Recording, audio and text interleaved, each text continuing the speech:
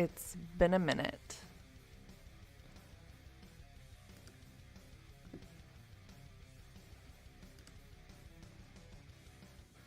Alright, there we go. I gotta go get the link to put on LinkedIn. Yep.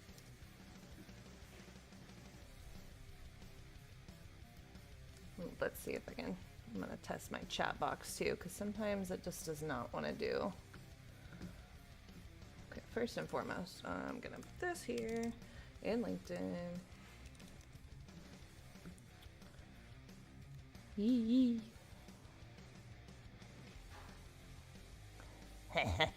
Okay, that's going. I'm gonna test my chat, maybe. Okay, thank you. Not too.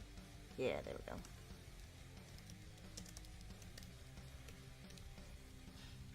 Maybe that pops up on my.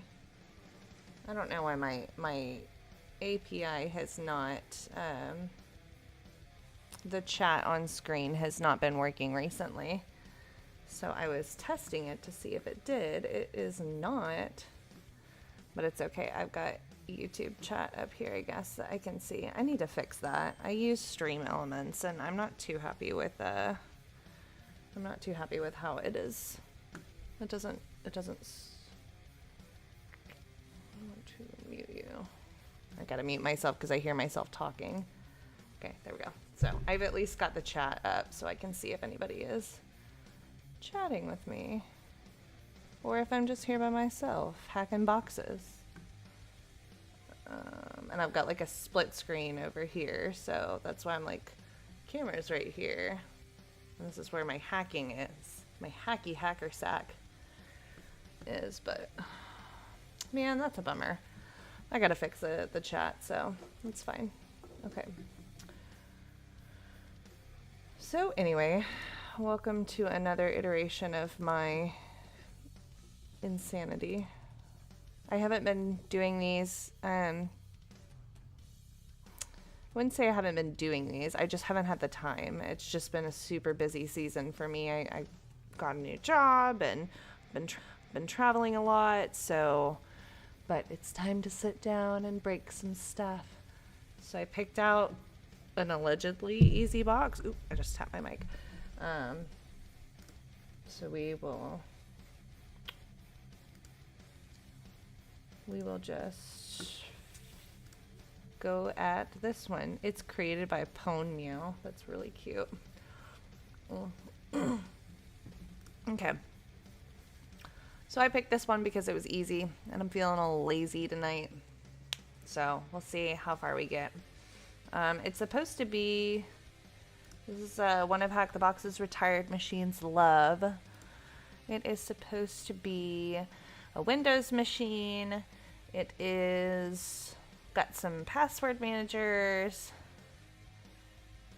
So yeah, hopefully it shouldn't be too bad, but it took me 4 attempts to do broker last time and that was an easy machine, so whatever. Okay. So I'm just gonna go through and just do an Nmap scan. I don't like how Kelly has like this. You can see all of the things that I've like downloaded, and I'm sure that's probably convenient for, I guess, if you want to see like an old thing that you've run, but I don't really like it too much because it just clutters up my screen. So what do I want to do? I want to run Nmap. I'm gonna run it against my target. First and foremost, I know that I want to do some versioning.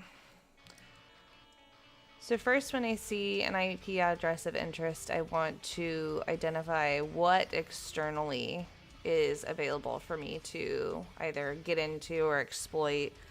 That's kind of the enumeration part of things. If you go and look at the MITRE, I'm going to just pull up MITRE really quickly. Because I just did my OSDA, and MITRE attack was super helpful to have when I was doing that. Because there's so many tactics and techniques, but doing the OSDA really helped me to go through the kill chain I mean, there's a lot of different kill chains. Lockheed Martin has one as well. But if you use miter attack, for example, as a baseline for your engagements, you have to do reconnaissance, somehow find initial access, and then there's some stuff in here that you might not necessarily use in the in-between. So once I've got my initial access, I want to look to see if there's something else more exploitable that I can do some privilege escalation on. And it goes into, then if you're talking about multiple things like Active Directory, do some lateral movement. And then you might want to go back and establish persistence. And the whole time, I feel like you'd be wanting to do defense evasion, not in the sense that it could be something just as simple as obfuscating any binaries that you're using on a machine. Say you're using Mimikatz. You don't want to just run Mimikatz on a Windows box because that's going to come up as virus. So if any of you guys or gals are interested in doing like reverse malware, like breaking down malware and doing malware forensics, you'll really gain a great understanding of how strings in binaries register within your antivirus systems or software, I guess. So you'll know how it's seen on the blue team side when you're doing digital forensics. So that way you can create a better, more robust and more hidden binary. You remove certain strings that might be triggers to antivirus, like Mimikatz. And going on the Mimikatz train, it's like Kiwi is one of them that could get registered as a virus. And not saying that Kiwi in and of itself is a bad word, like Mimikatz is kind of awful. Like if you see Mimikatz, you know what Mimikatz is, but Kiwi is like, I don't know, you could be anything. Dental Kiwi is another one. So yeah, it's one of those things where if you understand what it looks like when you're decomposing the malware, you know how to obfuscate it better. So I like to go back and forth on this like purple team mindset sort of thing. If you are a good defender, you'll be good offensively and vice versa, because it really does help. I mean, there are some super intelligent, smart people that are hackers and pen testers, but I think when it comes to like an organizational framework, and I see your chats now. Hi. I wish I could see them on the stream, but I do see your chat. So if you know what you're looking for within an organization in terms of what you are going to be getting alerts for, you can find a better way to obfuscate them when you're doing red team operations or pen testing. So anyway, so I'm doing the reconnaissance. I'm going to just do enumeration. And I always forget like all of the nmap, arguments. This SV is a versioning. I like to do versioning initially, but if it takes too long, I might just do a fast scan. And sometimes I can't remember if they conflict or not. Like TAC SV or TAC ST or something like that. But I don't ever remember if T5, conflicts with those things. So if it like sits here and it hangs up on me, then I'll just try something else.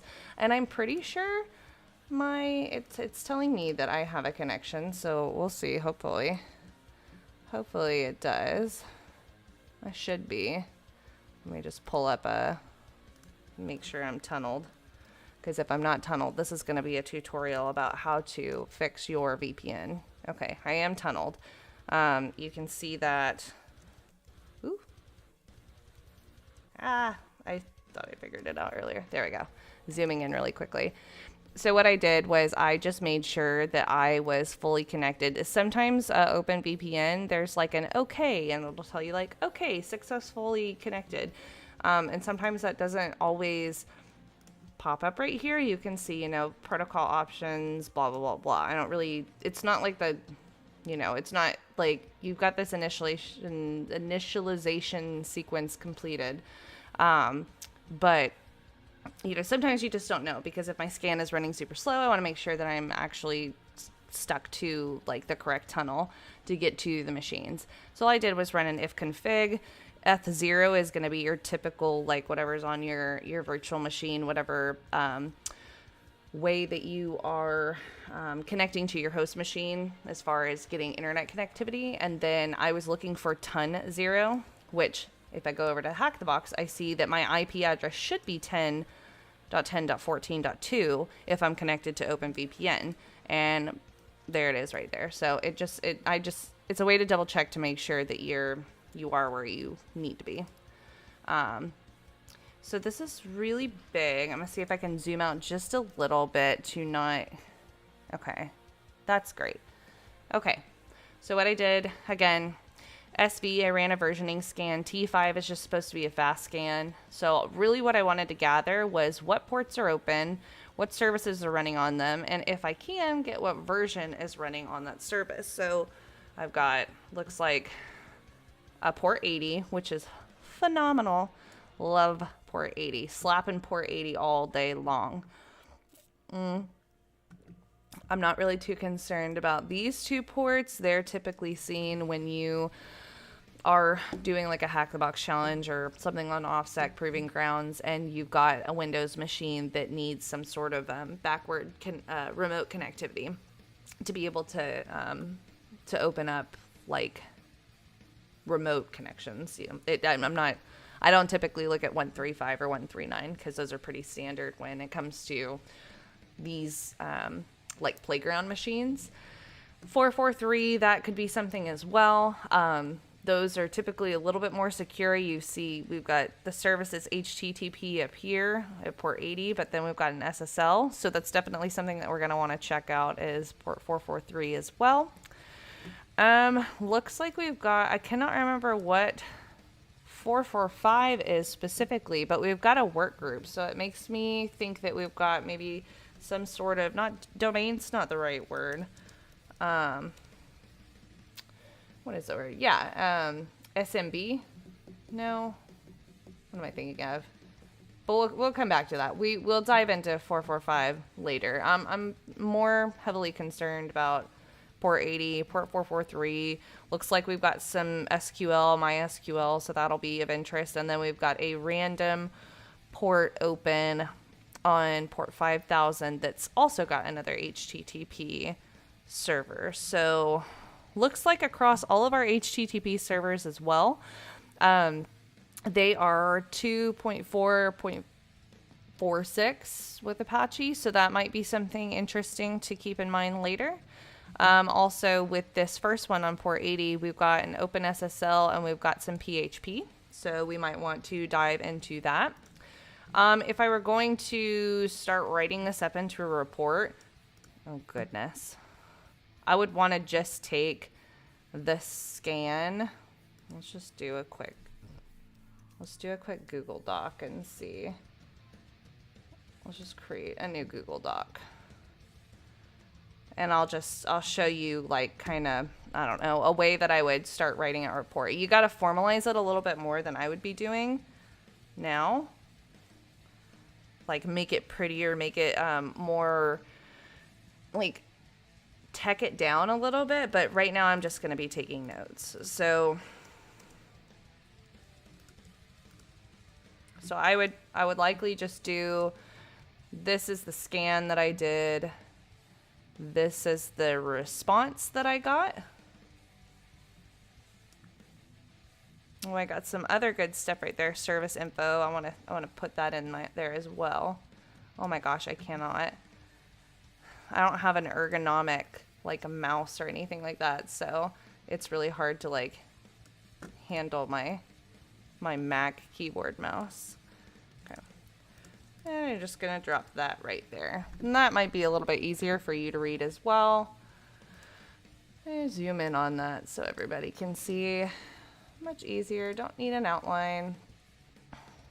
So service info, got a little bit of info from, you know, .coms, love, obviously we know we're doing the love box, so that will be relevant. Might not be exploitable, but it'll be relevant to the fact that we know we're on the right track with maybe hunting down some of this HTTP stuff. So now I know that, you know, port 80, I'm going to make these red. Port 80, port 443, definitely want to target those, see what's on those ports. We might be interested in 3306. The reason why I say that we might, hopefully that comes up well. Okay.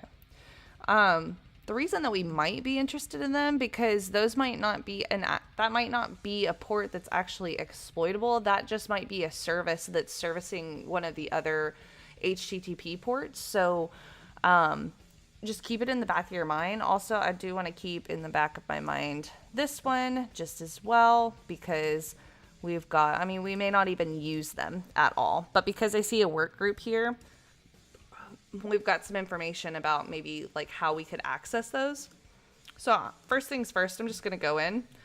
I'm going to navigate to we're at 10.10.10.239, and I'm just going to go straight to port 80.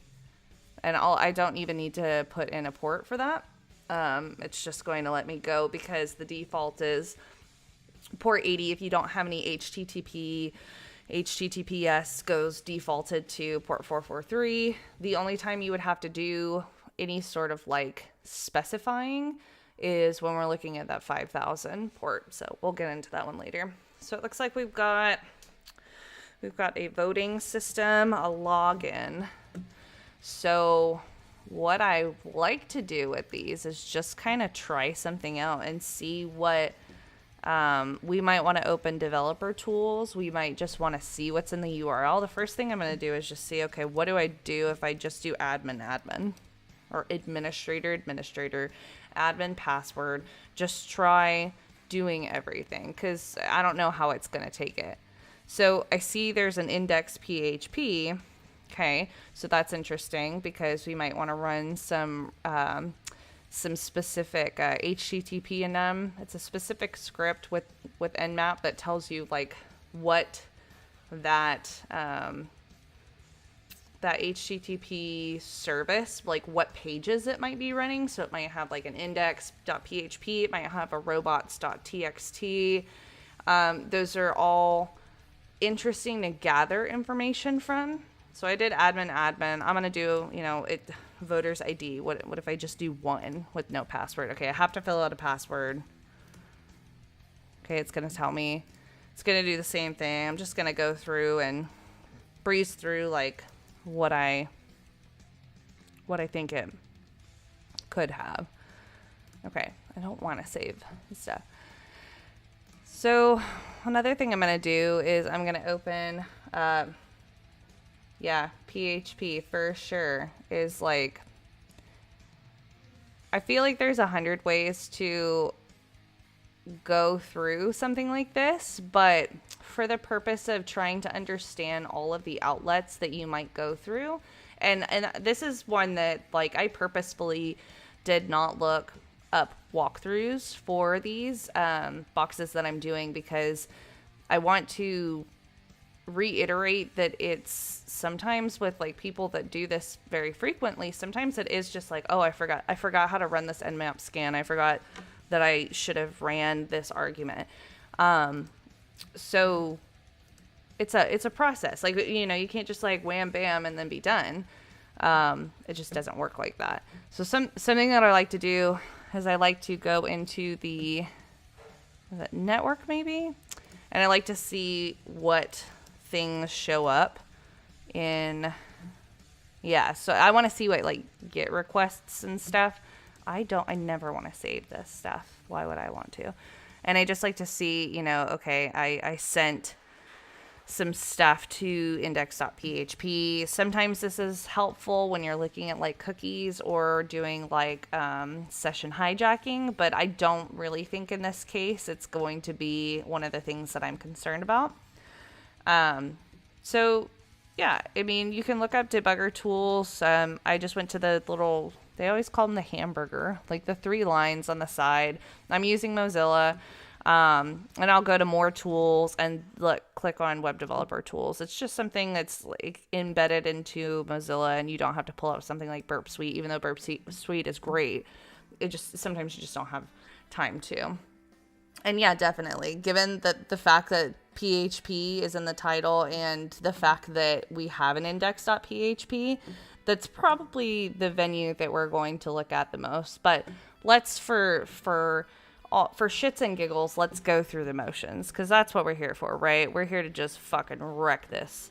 And we're gonna, oh, look, we got a PHP cookie right there. So I'm just going to copy that and put that over. Speaking of PHP, I'm just going to yeet that over here into, that was port 80. Okay. So great.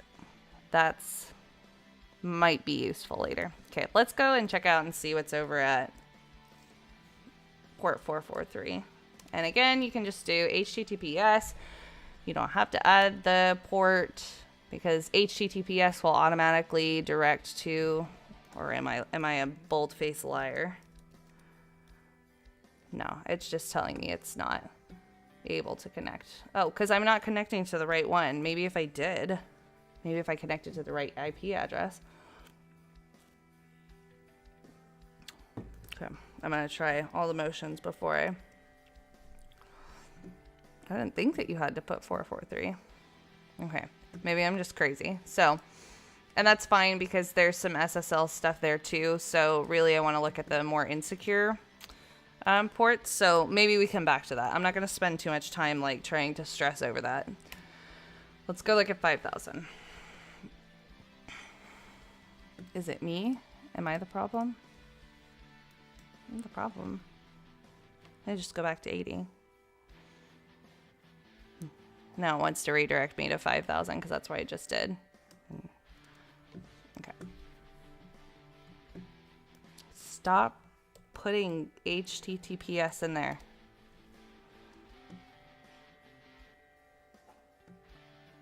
Yeah, okay, good. I thought it was crazy. Now that nothing is, like, now that it wants to be a thorn in my side, I am going to the right IP address, right? 1010. Okay. Yeah, I thought so, but it makes you think like, am I doing the right thing? Like, or am I crazy? Okay. So we've got this PHP version on port 80, which would have been our PHP version on port 5000 anyway. So I'm not going to sit here and try to get something to work. If it just doesn't work, I'm just going to move on to the next thing. So we can do a little bit of research and see. Let's go over and okay, so there are two ways you can do this. I like to do it just via Google because it's easy. You can also do this through Searchsploit. I've shown that in my previous video with Broker. You can just go through. Searchsploit is very, very low threat. Searchsploit. And then you can come up with all of the, and I have this really big because in a couple of videos, you guys said that you couldn't see it very well. So I wanted to make sure that I had it available bigger so you could see. So you can look up like, you know, I want to look up Searchsploit Windows. This one is like the specific vulnerability ID that Searchsploit has. So I can just look like Apache struts with the version number. Let's see if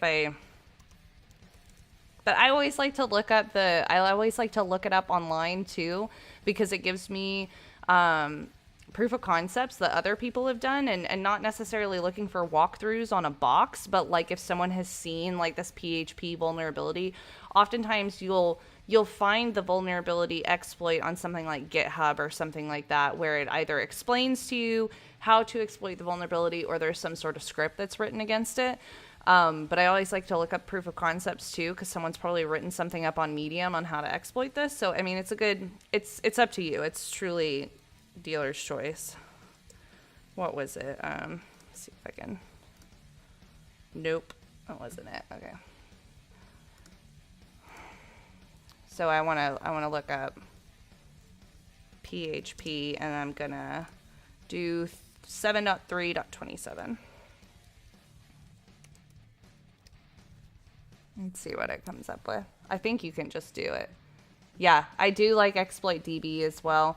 I mean, there's 100 ways you can find an exploit, and it's up to you and what you're used to doing. Searchsploit comes up with all of the pretty colors and stuff, so that's always fun. I like pretty colors, but also you get a lot of information like this where it's like, okay, there's a lot of info about PHP. Which one of these applies to what I'm actually looking at? I'm going to go down PHP 7 through 7.4. That would be applicable. It's not going to be nuke, because nuke and lib would probably show up in here, so I'm not going to be focused on those. We can look up 48072. YouTube PHP. Okay, so then you would go through and you would look up, I think it's like searchploit TACP, and then I would look up like, come on, of course it would. You can also just look up the actual file itself. Okay, I'm not gonna worry about this. I want to go to Google. Okay, PHP 7.3.27. My cat has a bottle cap and she's playing with it over there. Oh, I look up vulnerability because I don't really care that it's a version. I know it's a version.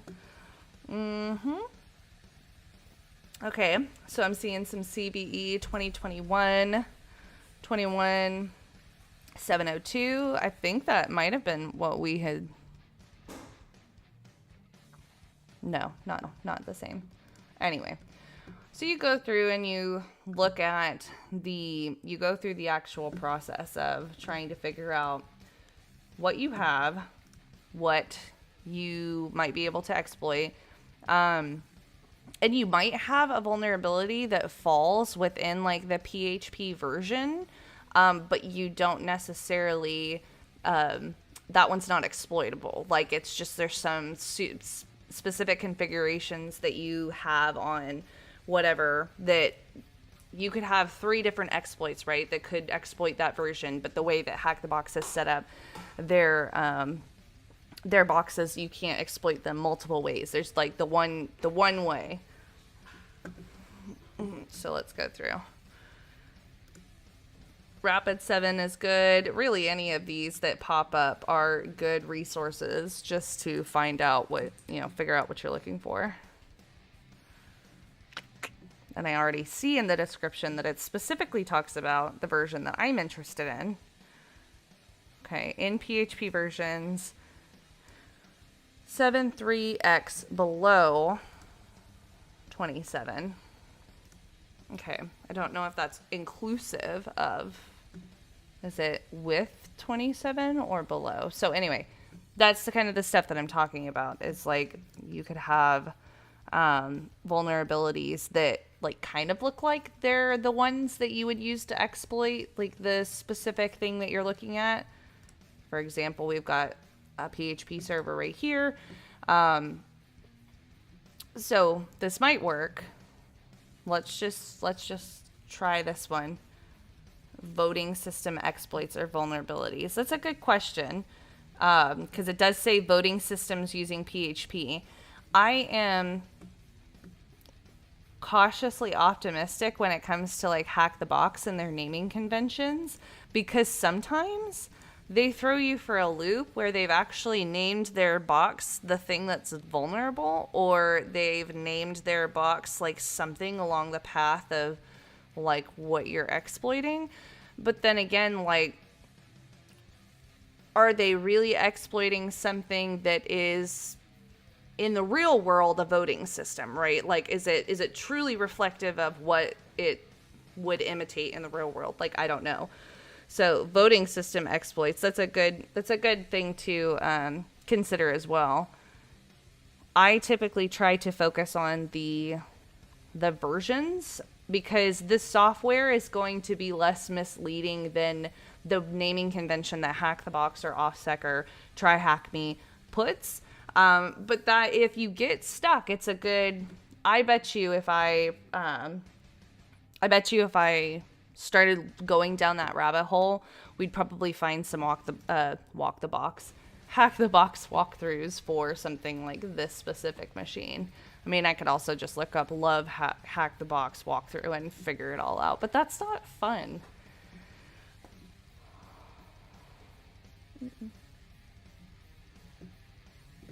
Okay. My husband's sitting down and getting ready to play Call of Duty, so he's asking me a question. The couples that game together or at least sit in the same vicinity as he games and I play hack games. I don't know. Hack the Box is like gamification of hacking, so whatever. Yeah, another good, and I wish these were popping up on the chat on the screen, but you guys at least can see the chat within YouTube. Is that a good place to check the page is the page source metadata, which has version and vendor info as well, which is so true. I think when I pulled up, you can see, I might have to just refresh it. You can see a lot of these queries and some of this information has like the information that you might be interested in, like the PHP versioning numbers. I'm not going to dive into where they are here, but definitely go check out the developer tools if you have not already. I mean, there's tons of information in all of these different like JS files, but they're JavaScript files. So, and then there's other files too that pull calls from a non-segmented site. If you were actually doing an engagement and sites were connected like across the internet, we're kind of confined to like Hack the Box's like little Hack the Box verse. But if you have, can you not please? Cat. If you have sites that are connected across the internet, you can definitely see where sites are pulling like APIs because it's how they make their site work, and so that's definitely, I'm going off on a tangent, but that's definitely a great comment to make, thing to point out. Okay, so we're gonna go through. I'm gonna look at this one specifically. I want to see how the CVE is implemented. My cats cannot help themselves. There's a cat tree beside us, and they can't be helped. And then I want to look to see if anywhere is going to tell me how to exploit it. And a lot of the times you'll see on like a GitHub or something, and you can look up, hey, I got the CVE 21 or 2021-21-702. If that's the one that I'm specifically interested in and think that that's the right one, I might be able to look that up on GitHub and see if there's either a write-up or see if there's a script that I can use. GitHub is like the source for all things like smart people. If you have anything to take away from this video, it's definitely make sure you go check out GitHub when you're looking at vulnerabilities, because they're more likely than not going to have either a write-up or a step, a walkthrough of how you would exploit this vulnerability, or an actual script that they've uploaded that's like a shell file or a Python file, and you put it into something. Okay, so this said the same thing. They've got references. Let's see if this is not someone's repository. Proof of concept for, nope, not the right CVE. Not the one that I'm looking for. Let's see if I can look up a proof of concept.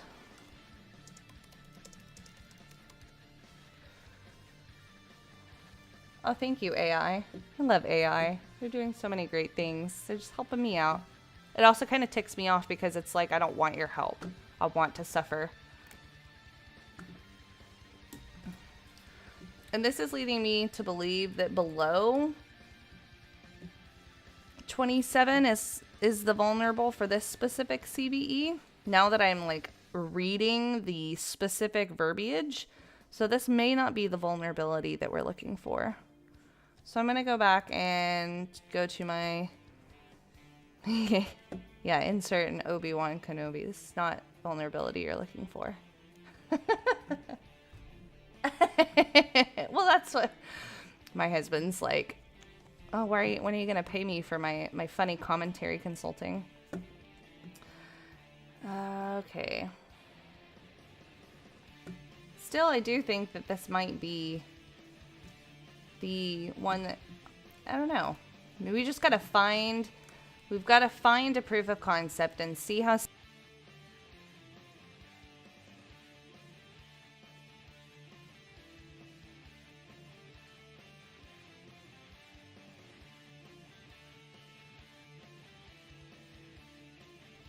Ah, I bumped my mic. I've got a short in my mic cord right now, so I like bumped my mic and now I can't speak. So, vulnerabilities in this PHP. This gives me a couple of different vulnerabilities, which should be something that we can consider. A buffer overflow. I don't think that this is a buffer overflow. They said it was easy. Buffer overflows are not easy. Well, they're easy, but they're not like fun. Well, they're fun. It depends on who you talk to. I don't like them. I didn't like buffer overflows. I didn't like stat canaries. I just did. I'm a brute force kind of person. Improper input validation. That might be interesting. Okay, path traversal. That's a good one because I was talking about how we might be able to find in like your robots.txt. I want to do actually. Before we go any further, I'm going to look up the script for, I think it's HTTP and for Nmap. And I want to run that script against this website because I bet you we will find a couple more when we do like, you know, whatever and whatever. Then we get this index PHP. I bet you there are some other files that are attached to this server. And so I can't remember the specific. Okay, yeah, so script.enum, cool. Copy pasta. And I'm gonna run that against our vulnerable server. If I remember how to type. And I just wanna run that and see what kind of things. So this is like the script output over here. You can see this is what you might come up with. So while this one is running in the background, I can see that this HTTP server has maybe some icons, a robots file, some other just stuff, a login page, maybe like a backend. So this might be our front end login, but there might be a backend access to it. So that's something that we might want to look at. And I feel like I never get these as fast as I do if I was just sitting down doing them, because I'm talking through the process and my thought process, and then I'm just like get sidetracked. It's like an ADHD thing and just can't focus on one thing. So while that's still running, I'm just looking through the security bulletin for this vulnerability. This vulnerability specifically that I'm looking for, if there's some sort of like path that we can traverse, allows a remote attacker to overwrite files on the system. So we might be able to put malicious files onto the server and have us, I don't know, insert a payload that might open up a bash shell for us. So that might be something that we might be interested in looking at. Let's see what we came up with. Ooh, lots of information. So I know it's pretty big. Let me zoom out just for a minute so we can get a little bit. Ooh, okay. Well, there we go. I know that's pretty small. I'm going to zoom in just a bit. Okay. Hopefully that is readable enough. Maybe just one more. Okay. So this just shows us on every single port what all of the paths are. We were really interested in port 80 at first, or at least I was. I say we as the collective we, and I'm the one sitting here. looking at this. So we've got some admin folders. Those might be interesting. It's a /admin/admin./index PHP, a capital admin, icons, images, and Nmap gives you, the script gives you some information about like, oh, this might be potentially interesting with a blah, blah, blah. So that's fascinating. Let's just go through and take some of these. Copy this. Look at how messy that is. All right. So these are the ones that we're going to want to look at. So what we do is we just go and try to see if we can navigate to them. Oh my gosh. It was so simple. I bet you their password's admin. That would be stupid, but wouldn't it be funny if it was? Okay. Administrator. When I get to admin pages, I tend to try to just do everything that's like default. Also, you can, something that you might want to look up is like PHP, you know, say this was a Cisco system or something vendor specific where you could easily look up like Cisco, you know, web, whatever. You could look up like default credentials. So I just, but before I do that, I try to just go through the whole motions of administrator. Can't find an account with that name. Oh, okay. But that's the incorrect password. So I tried to do administrator, and it told me it couldn't find an account with that name. But then I tried admin, and it told me that the password was incorrect. So there's an admin user named admin. I mean, I know that sounds stupid, but sometimes they're really genuinely called like administrator or something. So let's see if we can try admin password. Okay, that says it's incorrect as well. Let's see if PHP has a default. Oh goodness, I have forgotten the version that we are looking at.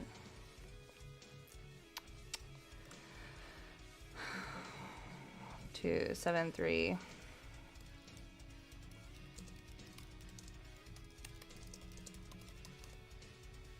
Yeah, it is a nice voting system. Very, very secure.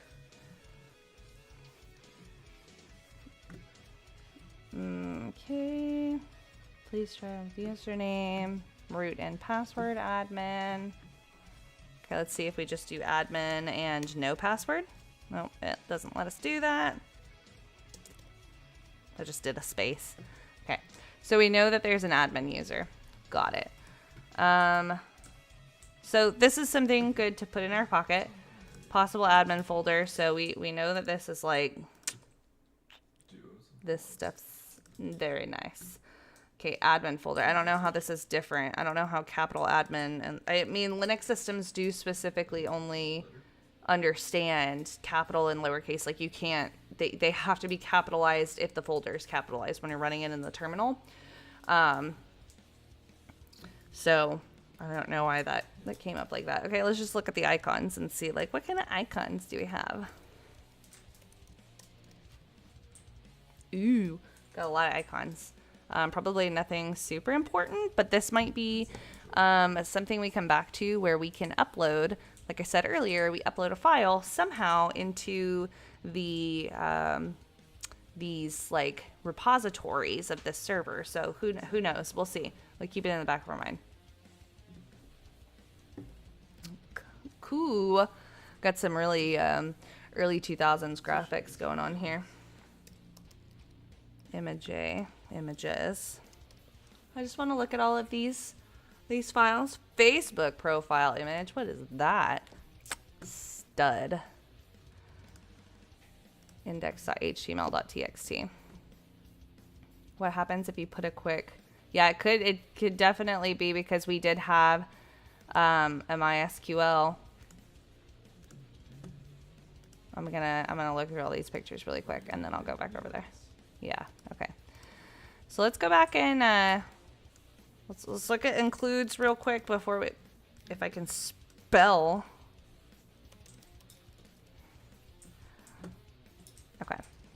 Those are PHP scripts. So what I'm thinking is that we can insert some sort of reverse payload with like, what is it called? Like Pen Test Monkey, I think. They do reverse payloads. You can do any reverse payload. So, but George says, what happens if you put just an apostrophe where we have like an SQL inclusion?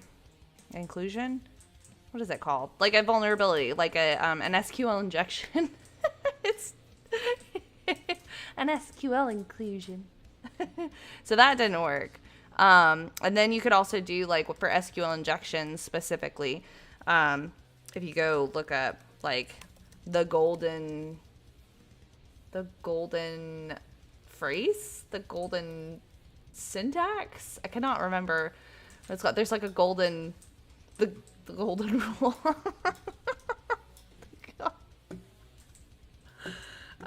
If y'all know what I'm talking about, I know what it is. It's like your, it's like equals 1 or something like that. Yeah, 1 or 1 equals apostrophe, whatever. What is that called? The golden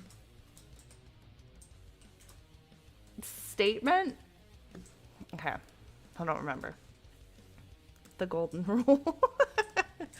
Yeah, don't do this to people. Don't hack people because you definitely don't want them hacking you back. That's not the golden rule. Okay. So that was stupid. Okay, so from these 443, we didn't really have too much, some icons and nothing too crazy, and we couldn't really get into 443 earlier anyway. 5,000. There's some interesting stuff here. They got a MariaDB.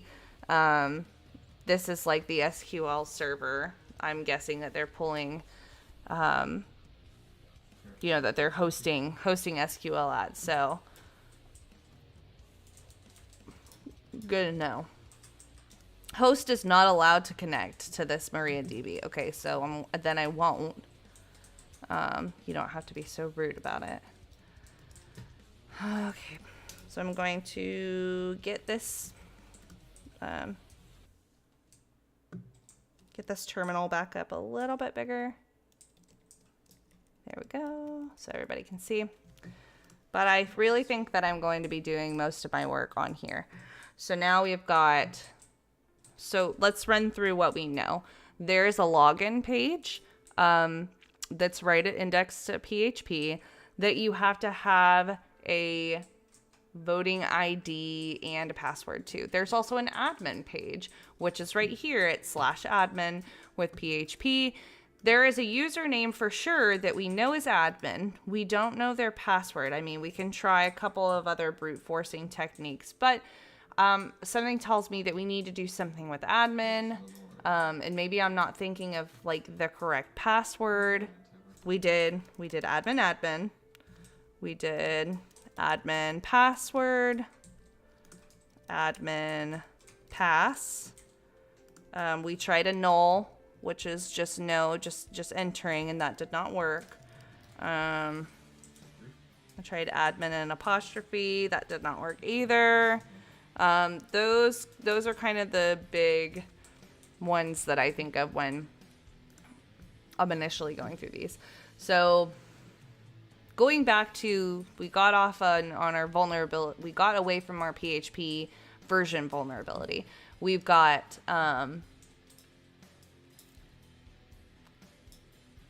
we know what's on. We know what paths are on the system now.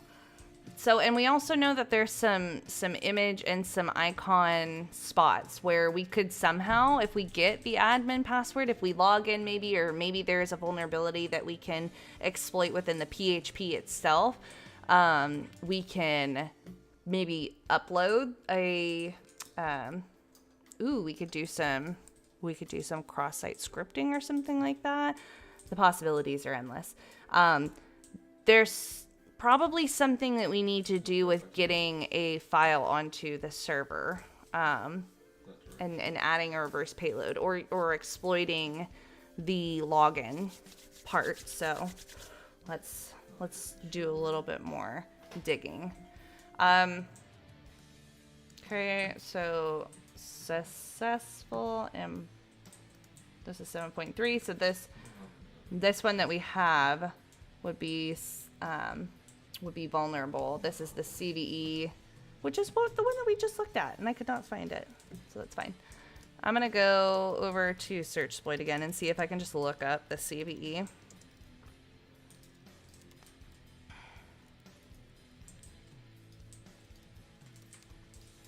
Nope. Okay. Let's go look up PHP exploits again. And it's gonna take it a minute.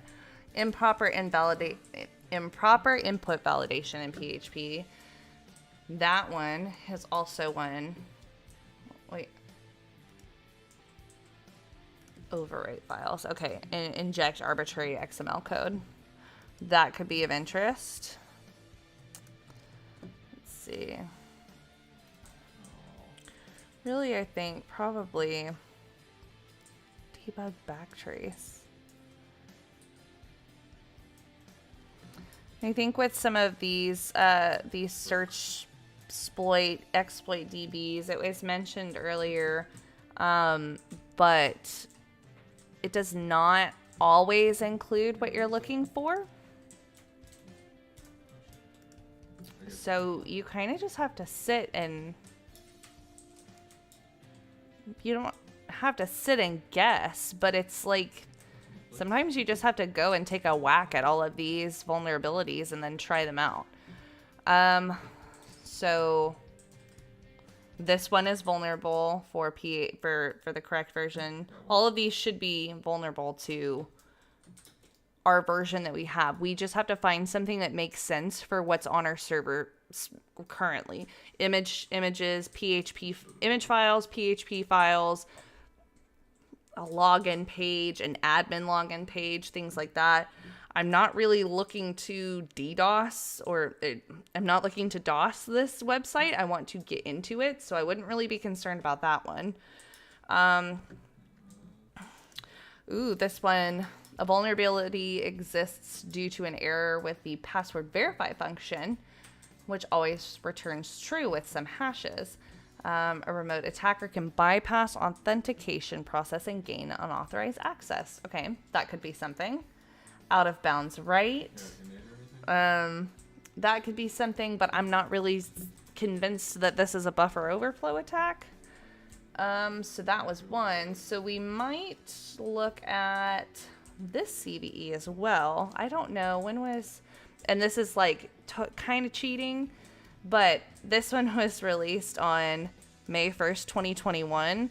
Let's look at the date that this one was released. This vulnerability was released in 23. So more likely than not, and this is just grabbing information because it's available. More likely than not, we're looking at a vulnerability that is 2021 or older. So this 2023, probably not it. So that narrows it down for us, which is great. What did it say?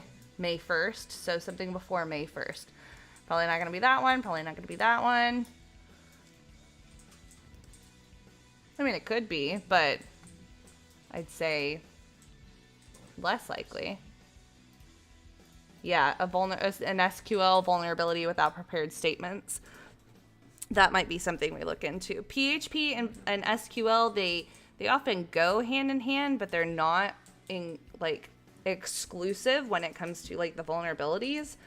So you could have an SQL injection vulnerability, or you could have a different PHP vulnerability, but you often see them running together. It just doesn't have to be an SQL injection just because you have PHP. Like, it can be other things. So that's the great thing about offensive security, is there's no right answer to anything. It's just like try and cry, if you will. That's a good one. I should put that on a sticker. Okay.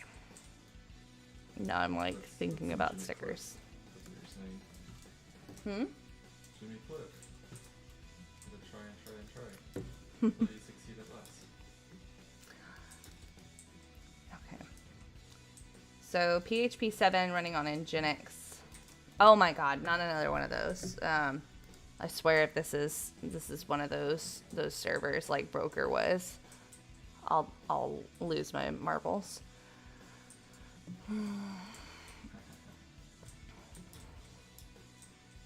Look at all them queues.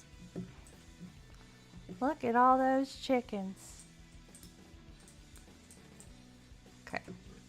A lot of this is just research, which is super boring. So, you know what, that being said, you gotta hit the wall until you find a loose brick. That's what makes it fun. It totally makes it fun.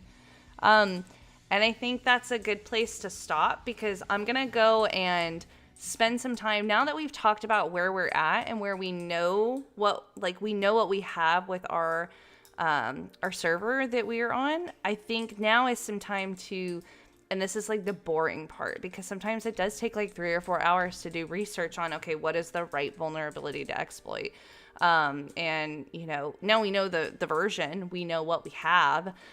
We've documented some of the files that we've had, and we've looked in them to see over port 80, like what files we might be able to exploit, what portals there might be, like what login pages.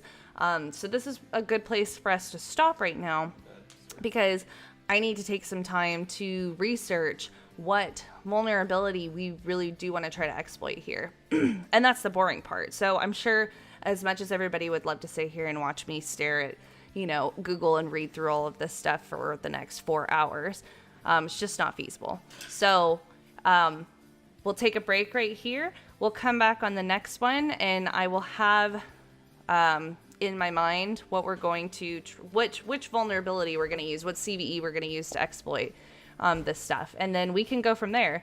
I do really feel like this is going to be an easier box than Broker, but we'll see, because we'll see how many offensive snarks it takes to get through to the end. So yeah, it's just so much fun, and I've got to fix the chat function in like, I can see it, we can all see it in YouTube, it's just not popping up on the screen, so it's not as like cool and streamery, so I'm still trying to figure it out. But anyway, thank you everybody for joining me. I really appreciated the turnout, and seeing everybody in the comments putting in their, you know, their input, their suggestions. It's super helpful, and hopefully these streams give everyone an idea of what it's actually like to do these, like, I mean, sometimes people crack out these hack the box challenges or try hack me, and you see like they're like 1 a day or something. It's like, dude, like, that's awesome. Like, you did it in like 3 hours. It's like, you could do it in 1 hour. You could do it in 7 hours. Like, it's not all the same across the board. And just because you might be like an expert in web app security or vulnerabilities doesn't mean that it won't take you 7 hours to figure out how to exploit, you know, this PHP server. I'm not an expert in web app vulnerability, but anyway, so I really appreciate it. It's definitely more fun learning as a group. So till next time, happy hacking, and I will see you guys soon.